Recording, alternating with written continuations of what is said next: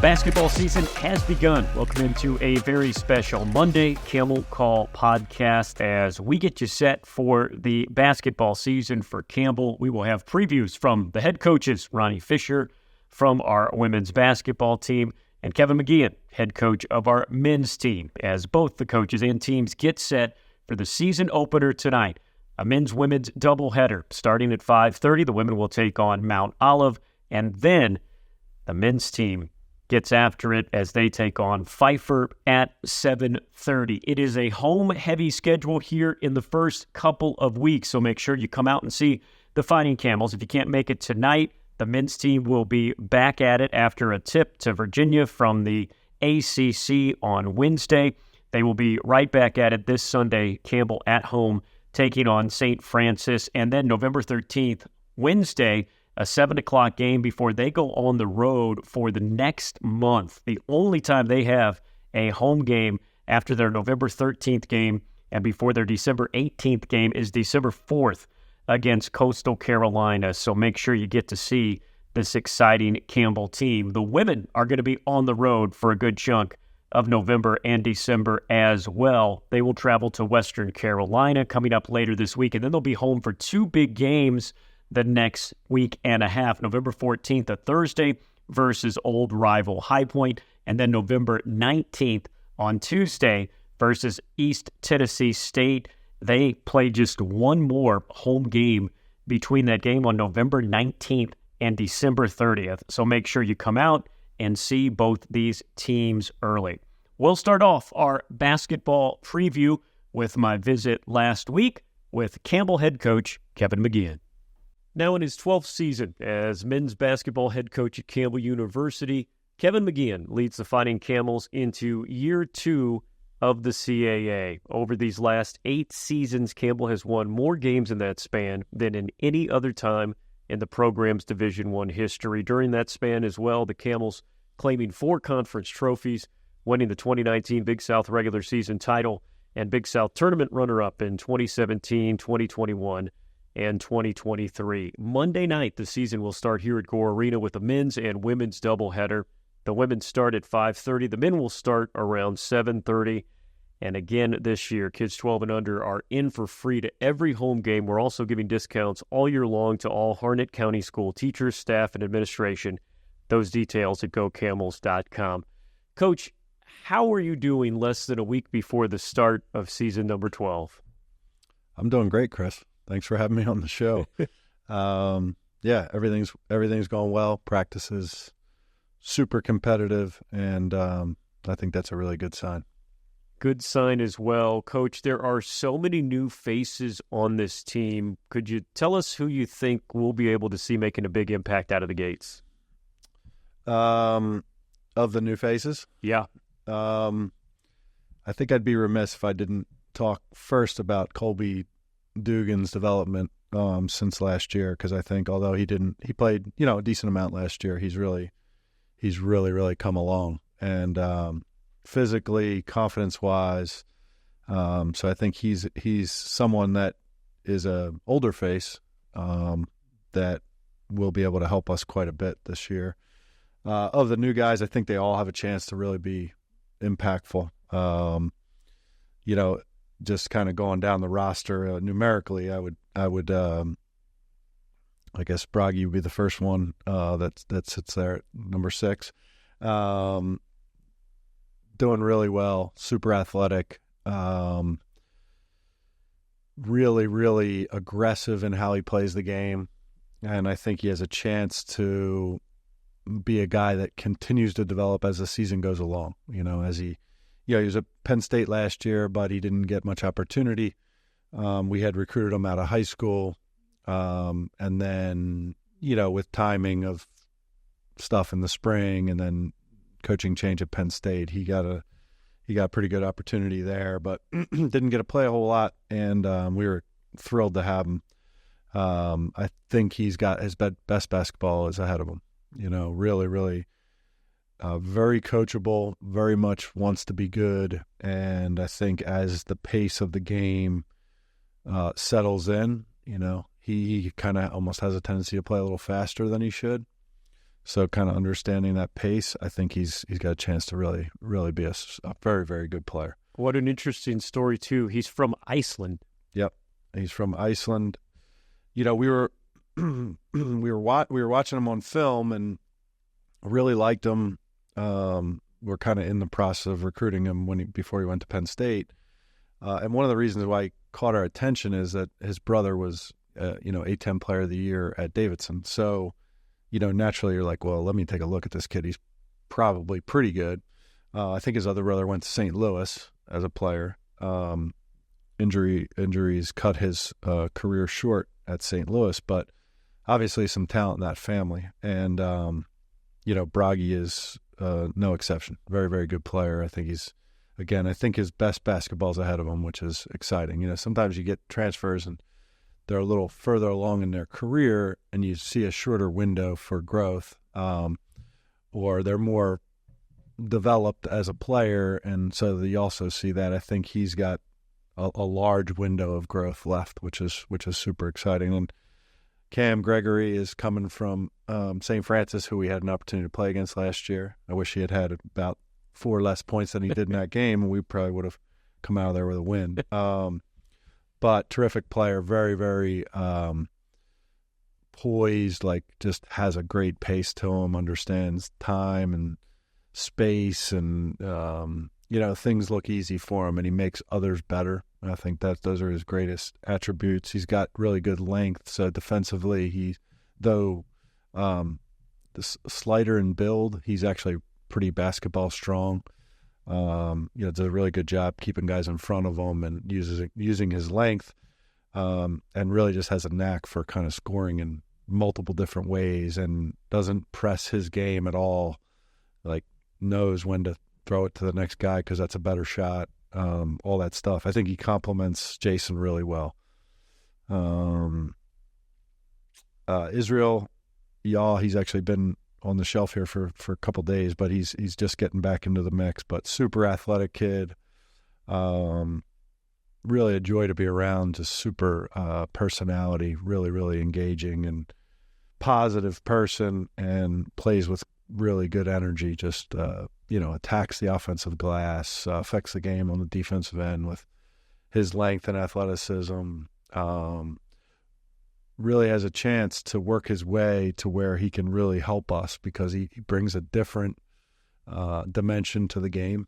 I can envision a game where we're maybe slightly flat during a period, and he can go provide a spark and energy to a game, and just with a dunk or a block or a deflection, all the things that he does really well. Seems to have a really good understanding of his strengths, and also plays to those, which I think is an underrated tool or attribute today. I think a lot of kids are unrealistic about what they are, and they maybe play outside their strengths because they're trying to prove what they can do, which might not be a strength in the moment. And it actually ends up impacting him in a negative way. I think he's very in tune with what he's good at and does it consistently, and I think that it's going to allow him to continue to grow on the court and sort of improve some of the things that he's not quite as good at, which I think is a super pod. And because of his attitude, it really makes a difference. Well, in this length, he's 6'9" out of Ghana, and that's just 6'9". You can't coach 6'9". No, yeah, it's like he feels all of 6'9", when he's out there, just because his activity level is so present that it really, it's noticeable. So it's not just tall guy, it's tall guy that impacts the game because of size and length and athleticism. Caleb Zerlini is a transfer from Division II McKendree. He actually graduated this summer. And so we didn't have the benefit of having him through the summer workouts. But he's done a really nice job getting up to speed. I think he has a chance to be special. Really, really a game-changing type talent in that he's got really good length, really good athleticism, incredible balance, and just a really good skill set for his size. I mean, I think he's listed at 6'8", or is that right? Yeah, yep. 6'8". But he has this balance that's like, he has the balance. Like, I think Jason, one of the reasons Jason's such a good player is because he's got tremendous balance. Like, he doesn't put himself in a bad spot too often. He's constantly like, has a good base and balance about him. And Caleb has a similar balance at 6'8". You'd almost think he was 6'4" because of how well balanced he is. So, but I think he was 4th in Division II in shot block shots last year. That's just something that translates. You know, he's a guy that can switch. He could play on the perimeter defensively. He can also, you know, guard inside. But really, really good player who I think is going to have a massive impact on our team. Next up will be Taryn Frank, who's, you know, he's played a bunch of places. He started at TCU, then went to Vanderbilt for a year, and then last year was at Idaho. And just a really good, experienced player that's strong and has a good, strong base underneath him. Has a great understanding of how to play the game. I think it fits really well with what we do. And I would say that throughout all the guys we brought in, that they're all just really good fits for how we play, you know, with an emphasis on skill at all positions, with the ability to kind of dribble, pass, and shoot everywhere. And then athletically, our length is good to be able to defensively impact the game in a different way. Taryn's no different than the rest. Probably a little less lift, but very good with his shot fakes and understanding of when to throw it out and all that kind of stuff. And between him and Eric, who's kind of the last of the new guys, they're, you know, both will play our honcho position, and I think can do a really good job complementing each other. And, you know, on a day that somebody's in foul trouble or whatever, not having a great day, the other guy can really go in and help. But Eric's been terrific. He, you know, we had seen him throughout his high school career, but he was just a little bit, you know, he just was tracking at a higher level, which is why he ended up starting at Ole Miss. But he was kind of playing more as a perimeter wing, kind of almost like a tall 3-man, like a 3-and-D kind of high major player.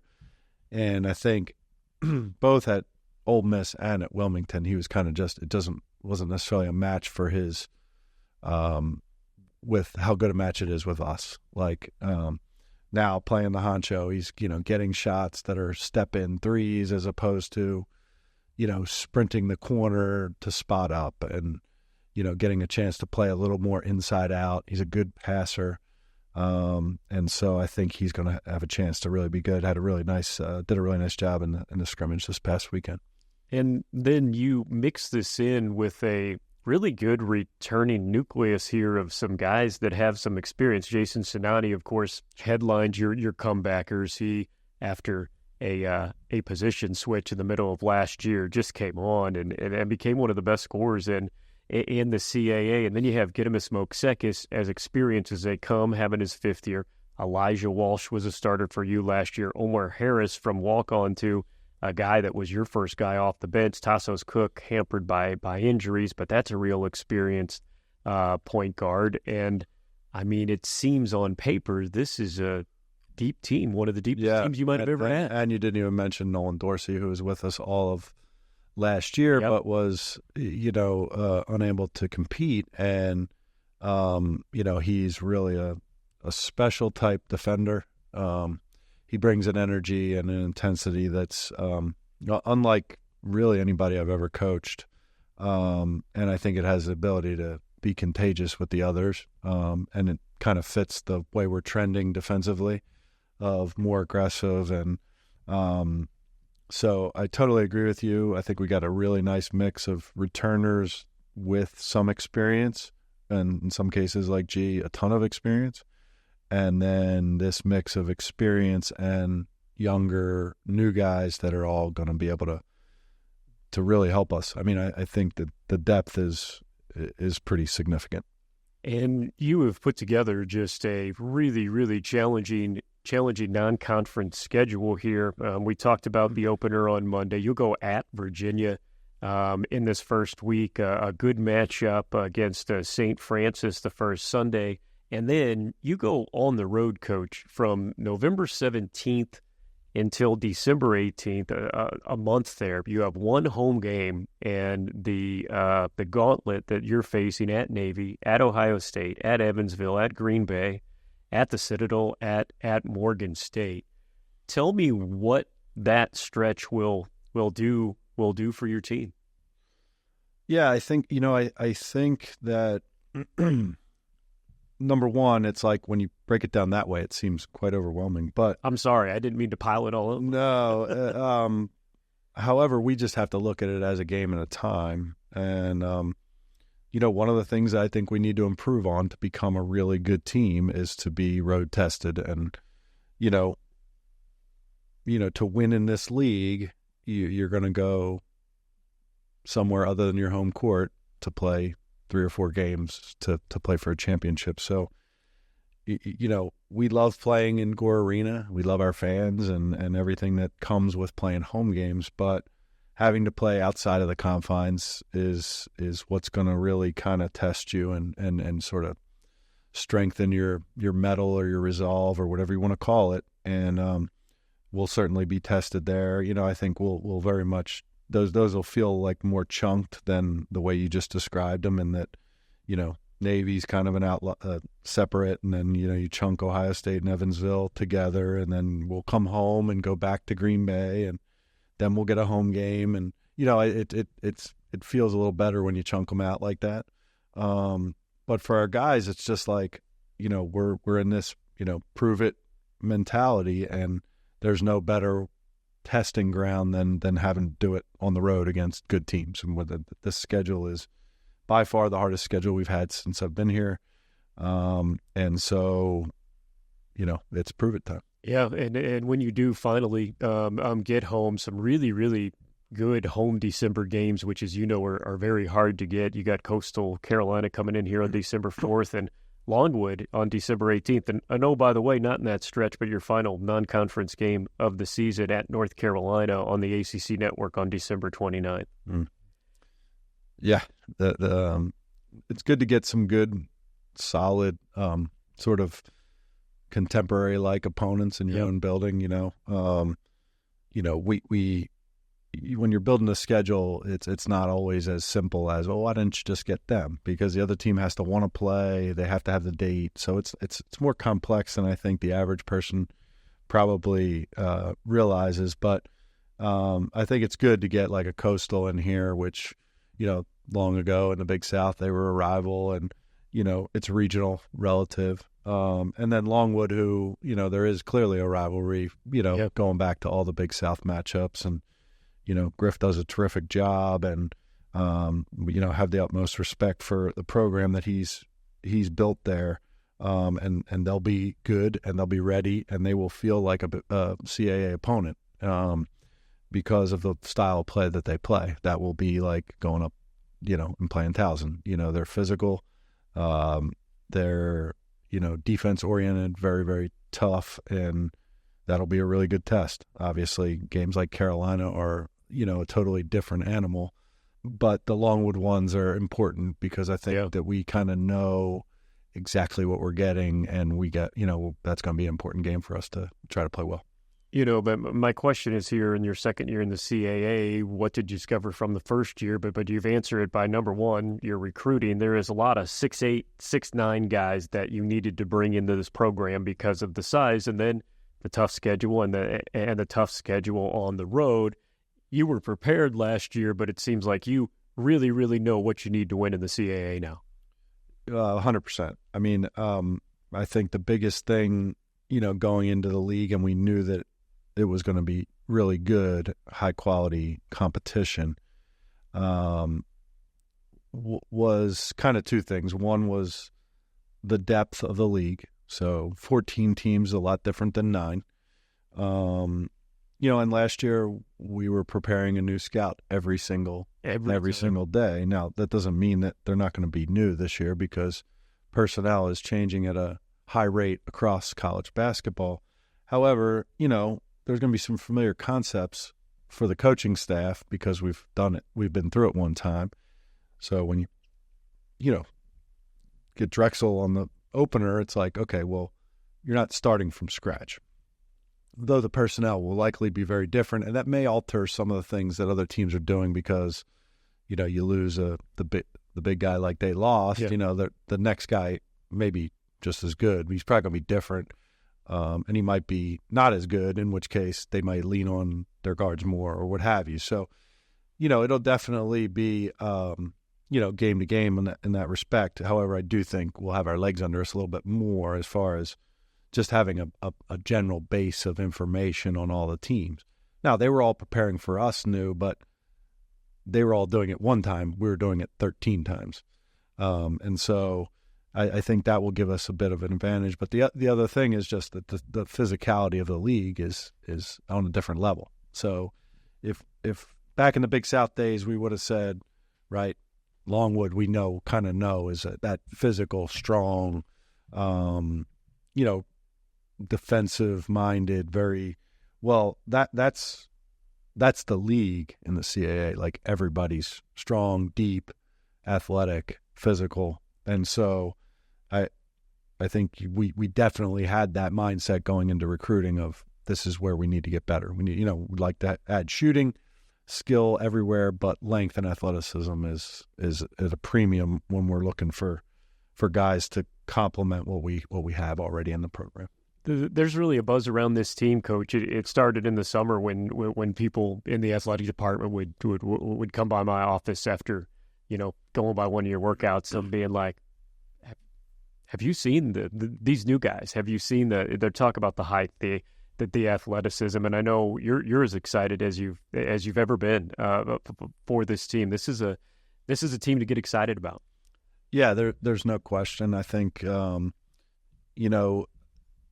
nationally and throughout the league right now, we're not being thought about too much, and I don't think it'll be long before that changes, because I think there's depth of talent and athleticism. There's an excitement about guys being in the gym, workers and guys that are hungry to prove it, and I think that makes coming to work every day really fun. And, I think we're going to put ourselves in a position to have people get excited. I want them to be excited right now, because I know what I'm seeing every day. Yeah. I've done this a fair amount, for a fair amount of years, be it, here at other places. And I know what a team looks like when the components are there. Obviously there's things that are going to factor in. The schedule's challenging. Health is always going to be a thing. That's for baseball, football, it doesn't matter. The sport, soccer, staying healthy is critical. But I think there's a lot to be excited about. I think not only the talent infusion and the athleticism infusion, but stylistically we'll feel a little bit different. Somebody will walk in the gym that maybe saw us in the past and say, "Oh, they look different," because we're just, there's a different level of aggression to what we're doing, particularly defensively, but offensively as well. I mean, we have, pretty much every time a rebound or a steal occurs, it's not like where's the point guard. It's whoever has it is going, and that creates a different set of dynamics. Because one of the things that makes you effective in transition offense is that two things. One, teams typically load toward the ball. We do too. Everybody does, because, the ball's what scores, right? But then it's like trying to figure out matchups. And if you're able to push with pace and the matchups are messed up, well, I know how we do it, and probably most do. You're trying to put your guys on the best matchups possible. Well, because you're able to push in transition, there's cross matches, then what you've practiced defensively really has to go back to your principles, which sometimes guys aren't in those positions to guard, when you're going over the set plays and things like that. So it's actually a huge advantage. Kind of you're hoping to score quickly, but the other part is also having them not be nearly as congruent defensively when you start whatever you're going to do after the transition push. Finally, Coach, this is year 12 for you here at Campbell. This is year 14 for me as we get ready to start this basketball season. Now, it doesn't seem like that, at least to me, it doesn't seem that many years until I see your 3 children. You had 2 little boys and literally a baby girl when I met you 12 years ago, and everybody is all grown up. Tell me how the family's doing. Yeah, everybody's doing great. You couldn't be more right. It's like a blink of an eye. I get the memories, whether they come up on my picture roll or through Facebook or whatever it is. And, a lot of times it's like, man, just give me one more day. Just give me one day. Let them at that age again, because it does go by so quickly. And I think, as a coach, you try to balance life and your job. And, it's hard because sometimes there's sacrifices that have to be made. And, you miss out on some things, and try to do everything I can to be a part of everything that they're doing. But, when you get those photos, it's like, oh man, that was so long ago. And those are hard. Those times are harder to find as they get older. But they're all doing great. Grace will graduate from 8th grade, and Jack just graduated from high school, and Connor will be a senior next year. So it's going very quickly. Year 12, and it starts on Monday night, 7:30 for the men and 5:30 for the women. Coach, thank you so much for the time. Thank you, Chris. Coach McGeehan, along with head football coach Braxton Harris, will be my guest at Camel Call Live this Thursday, the last Camel Call Live of the fall, our live podcast from 6:30 to 7:30 at our new home this fall, Napper Tandy's in downtown Anger. 2 weeks ago, Ronny Fisher, women's basketball coach, along with head football coach Braxton Harris, stopped by Camel Call Live, where he gave us a preview of the season. Here's my conversation with Coach Fisher at Camel Call Live. Joining me now in his 9th year as Campbell women's basketball head coach. He has amassed 152 wins here at Campbell, averaging 19 a season, a conference title, and 3 Coach of the Year awards. He is Ronny Fisher. And, Coach, this time you're so close but so far away from the beginning of the season. Your thoughts as you get ready for year number 9 here at Campbell?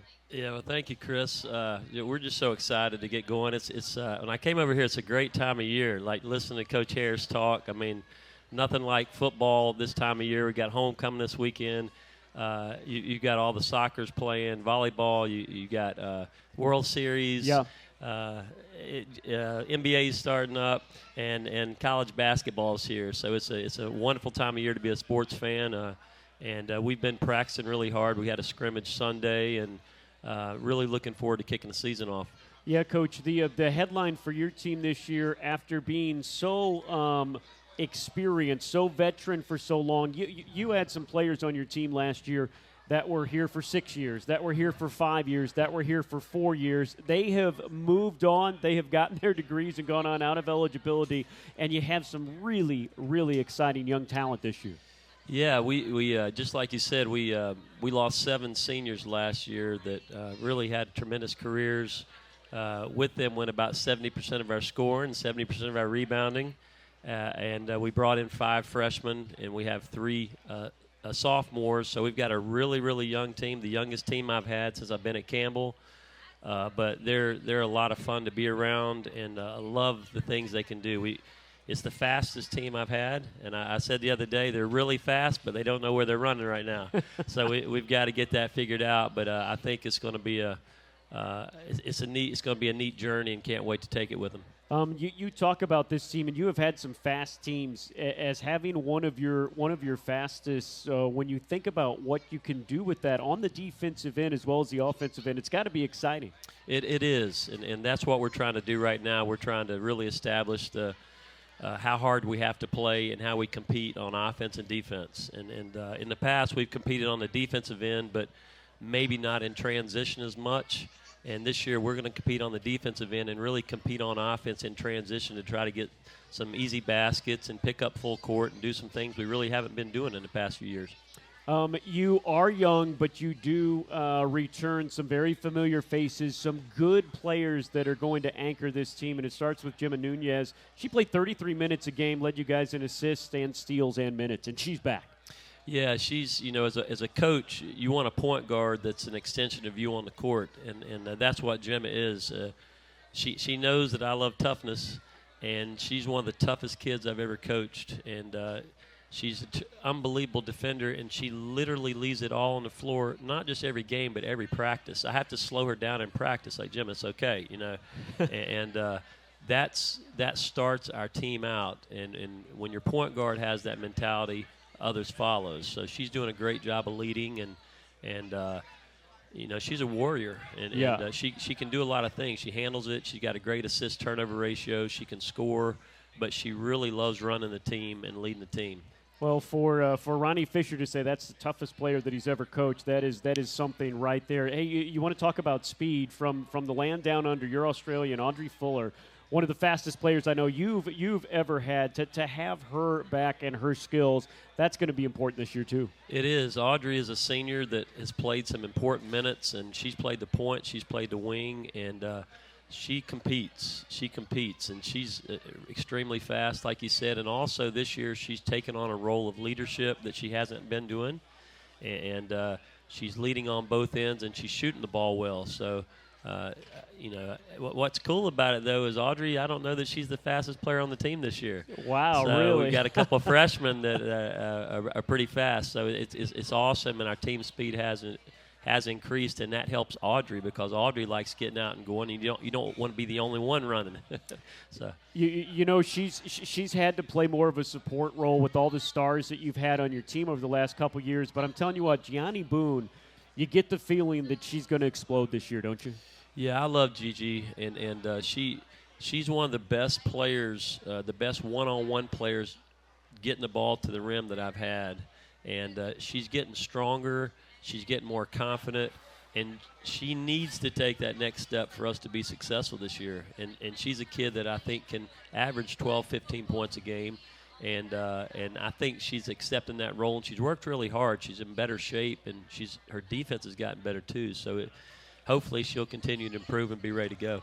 I'm going to brag on you a little bit here, and Tristan Elledge gave me these great nuggets for today. But you talk about defense, and this statistics, folks, will let you know in one sentence how good Ronny Fisher's defense is. Campbell is the only program in the nation, all of Division I, the Power Fives, the Power Fours, however you want to say it, is the only program in the nation to be ranked in the top 25 in scoring defense in each of the past 8 years. Not South Carolina, not UConn, not Notre Dame. Campbell, the only program in the nation to be ranked in the top 25. It gets better, folks. In the Ronny Fisher era, Campbell has held 41 opponents to 40 points or less and 103 opponents to 50 points or less. Last season, Campbell's ranked 8th nationally and 1st in the CAA in scoring defense, allowing a measly 55.1 points per game. Coach, in a college basketball game that leans towards scoring, they make the rules so it's easier to score. They move around the three-point line so it's easier to score. How have you been able to create such consistency on the defensive end? Yeah, well, I think it starts in recruiting, and we've really bought into recruiting kids that are tough, that want to be a team. And I think you can look at teams, and you can look at their defense and tell how good a team they are, because you usually don't get your name in the paper because you play good defense. Yeah. So you have to be part of something bigger than yourself. And our kids have bought in and realized that in this culture, this is who we are. We're going to defend, and when you defend, it's going to give you a chance to win every night, even if you don't play so well offensively. So the biggest thing, though, is just recruiting solid kids that have a great work ethic and want to serve each other and play their butt off on the defensive end. So every year they amaze me at how hard they've played, and we demanded it, and they've taken it, and the standard is there and it's set, and we're not going to fall below it. That's our goal. But we haven't had this many young players either in the past 8 years. So. When you have a young team like that, you are a coach that have been doing this for decades now. You've had a lot of success. You know coming in what younger players mean, that transition from high school to college. How do you have to approach things, especially at the beginning here with such a young team? Yeah, well, we have a meeting on the first day, and we sit around a table, and we talk that every player on our team is an owner. We have no renters on our team, right? So we set our standards that we're going to go by, and we talk about each defensive standard, what's expected. And then from day one, when we step on the court, if the standard's not reached, I kindly let them know about it, right?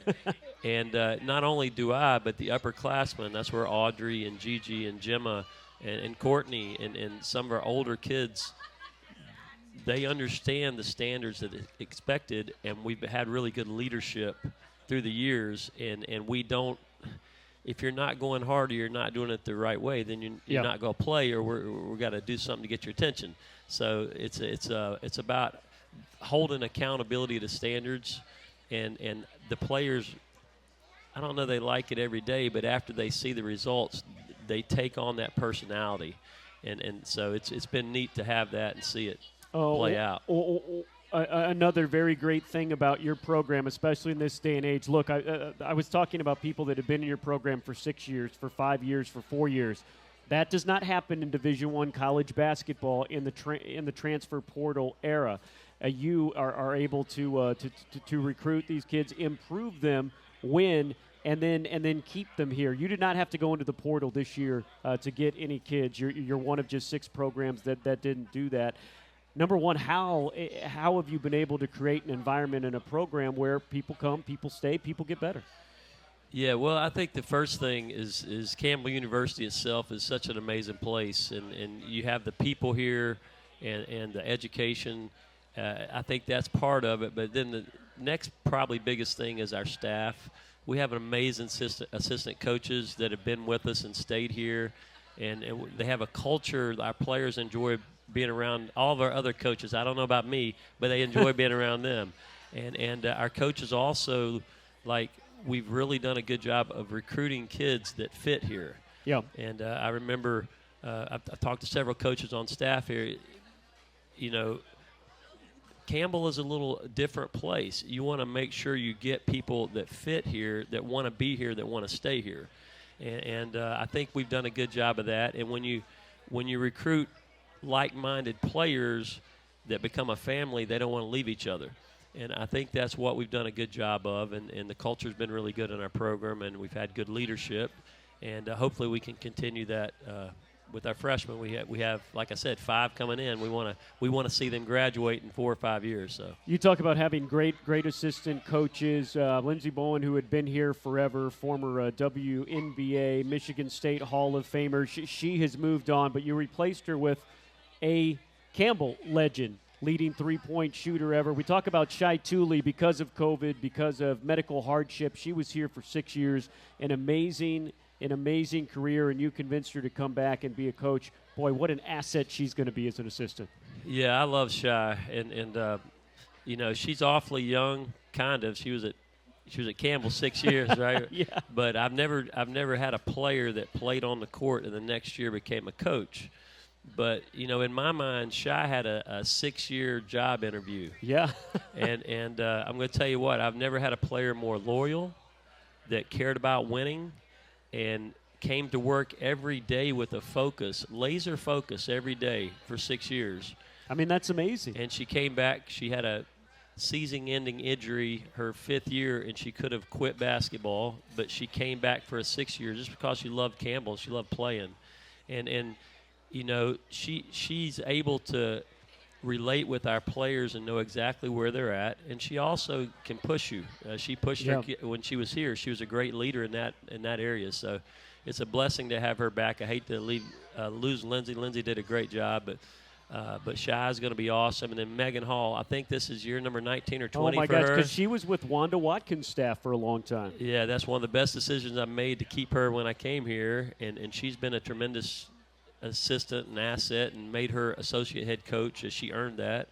And then Lakeisha is a tremendous Lakeisha Gregory is a tremendous coach too. She's been here a couple years now, and she stepped up when Coach Bowen took off. And then we just have a really good staff. And Trevor and Taylor both are amazing in the ops positions, and just solid people that I would want my kids to be around, and I think our players really like them. You mentioned there Wanda Watkins. We talked about Coach Hall being on the staff. Of course, the floor named after her last year, and you and our AD, Hannah Bazemore, were the first to behind the charge for that. And then Wanda, tomorrow night, is going to be honored as a distinguished alumni, one of the highest honors you can get at Campbell. It's just amazing how she keeps being a part of this program. It is, and I'll be there. I have my ticket, and she's meant so much to me. It was such a blessing for her to become an administrator after she finished coaching. She was an amazing coach. I competed against her. She's a tremendous coach, but as an administrator, somebody that I could go to and talk that really knew exactly what I was going through and gave tremendous advice. And if you've ever heard her on a broadcast, she's so awesome. She's so positive, and she loves Campbell, and she's given her heart and soul to this place. So she deserves a ton of awards, and I'm really excited for her tomorrow to get that award, and I look forward to being there. Yeah, it's exciting. I told her when she said she was going to retire, I said, now you can – I understand if you're retired, if you don't want to come back and be the color analyst anymore. I'm like, I'm going to offer you. You tell me what you want to do. And she came to me the other day. She said, I'm doing all the non-conference games so far, probably all the ones in the conference, but I'll commit to that. So Wanda Watkins will be back on the broadcast on Flow College, which will be sensational. That's and awesome. So much fun. Yeah. Let's take a look at this schedule. Once again, Coach Fisher, you've done what you usually do with your women's basketball team. You test them big time. You will open up against Mount Olive on the season opener on November 4th. Then you go at Western Carolina. You're home against High Point, rival, traditional power in the Big South. Then at home against ETSU. That is quite a first couple weeks of basketball. Yeah, it is. It is. I don't even like thinking about it. We're just worried about tomorrow right now. That's right. But we do have our non-conference slate it's the hardest we've ever had. You haven't even got to the 3 ACC teams on there. I know. And I've got the youngest team and the hardest schedule. But our league is so good, and I don't know. Hearing Coach Harris talk about football league, I know how good it is. It's so similar to women's basketball. Yeah. We had 5 teams in postseason this year, and they won. They did very well. And so we have to get ready for that play, and this non-conference schedule is going to be really good.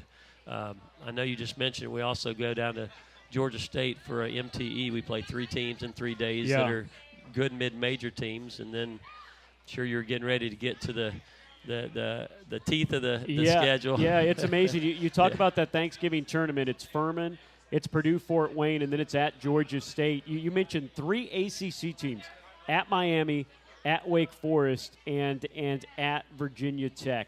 What is it like for the student athlete? What is it like to go and play those games against the nation's best? Our players absolutely love it. Last year we went down to Central Florida, and man, we played well, and we led for yes, you did. literally to the last second, and we got beat by 1 down there. But our kids love that challenge, and you have to learn to compete at a higher level, and that's what you want as an athlete is you want to be pushed to be your best. So we're looking forward to those games, and they make us better. And like I said, the end game is being ready for that conference tournament, and we play in a tremendous, in Washington, D.C. in the conference tournament, the same arena the Mystics play in. It's a beautiful arena, and it all points to that, and that's why we have the schedule we have. In your first year in the CAA, what did you notice about that league? You mentioned how good they were, the 6 teams in postseason play in that. Well, what did you notice night in and night out in that league? Yeah, two things. It's a much more physical league than the Big South, tremendously more physical, and from top to bottom, their parity is unbelievable. Like last year, there were 5 teams that made the postseason, and only one of the 5 were voted in the top 4 in the preseason rankings. Wow. And like Drexel, I mean, they were one game over 500 and they won the league. And so the parity and top to bottom, it's really good. Every night it's like a championship game, and you got to be ready to go. Coach, we mentioned this when we had lunch last week, the fact that, I look in the mirror, I can see that I've gotten a little older. I'm starting season number 14 here. But when I see Coach's kids, who were kids, like your little boy who now is a teenager, I know, man, I've been here for a while, and we've been very thankful and lucky to have coaches like you here for a while. Tell us about what your family's doing right now. You had a big summer. Yeah, we did. I don't want to hear you talk about getting old. Look at your hair. Look at my hair. I mean, come on, But we, my wife back there, Julie's in the back here. She's been an amazing wife. We just celebrated our 31st wedding anniversary last week. Come on now. All right. Yeah, it was, and we have 3 amazing kids. My oldest son, Harrison, he's in grad school at Clemson. He's getting his doctorate there, and he got married this summer. His wife is in grad school with him there. And this past weekend, they were up in Tennessee, watched the Tennessee and Alabama game, so he was loving that orange. And then my daughter, Sydney, she is in Chattanooga. She got married this summer as well. So 2 of our kids got married, and she's a kindergarten teacher up there and is in her 2nd year, absolutely loves it. And then Jake, our youngest, we had a little 10-year separation there, but Jake will turn 15 next month, and he's doing awesome. Loves playing basketball, and he also loves playing guitar. Yeah. And he didn't get that from me, either one of them. But we've been blessed. We got an amazing family, and my wife is. If you ever see the life of a coach's wife, until you really see it, you don't understand how. And she's been the rock in our family, so it's awesome. Well, an amazing coach, an amazing family. You've had chances to go other places. You've chose to stay here. You've chose to raise your family here. You've chose to embrace this community. Why has Campbell been the place for you? Yeah, it's first about people. When I had a good job before I came here, didn't plan on leaving, but the people here were amazing, and then also the chance to win championships. I'm kind of hopefully not too close to the end, but the second half of my coaching career, I want to go to a place where every year we have a chance to win a championship, and I felt like we had that at Campbell, and we've had a chance to win a couple, and now it's time to win it in another league. But I love the people here and winning, and just also it's a place that just fits me and my wife. And we have a great church, and just we are ingrained in the fabric of this community and just love it here. Thanks for stopping by. In addition to all the basketball going on in the Creek, still 2 home football games remaining this Saturday at 3:30. Top 20 ranked Richmond in first place in the CAA will come into town. And then in 2 Saturdays, Campbell will take on Towson in their final home game of the regular season. Basketball tickets, football tickets, wrestling tickets, all of the schedules, all the ticket information at gocamels.com. Basketball is back, but everything's still going on as well. Crossover season is here. Have a great week, everybody. Thanks for tuning in.